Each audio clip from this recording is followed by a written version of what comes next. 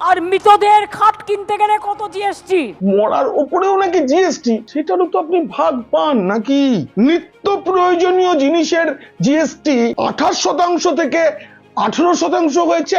তার জন্য রাজ্যের আয় কমবে 1,500 কোটি টাকার মতো। যেহেতু সামনে ভোট, তার জন্য মুখ্যমন্ত্রীর নির্দেশে অর্থ দপ্তরকে লক্ষ্মীর ভান্ডার খাতে 12,300 কোটি টাকা বরাদ্দ বাড়াতে হয়েছে। এবছর সরকার বাড়ি তৈরির খাতে 15,456 কোটি টাকা বরাদ্দ করেছে। এই 2024-25 অর্থবর্ষে রাজ্য মানে পশ্চিমবঙ্গ, আমাদের বাংলা, কেন্দ্রের থেকে মোট 96,812.42 কোটি টাকা পেয়েছে। এটা শুধু কিন্তু করের ভাগ।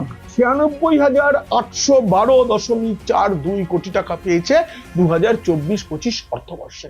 আর যে অর্থবর্ষটা চলছে সেই অর্থবর্ষে এই রাজ্য পাবে 1,07,10.47 কোটি টাকা।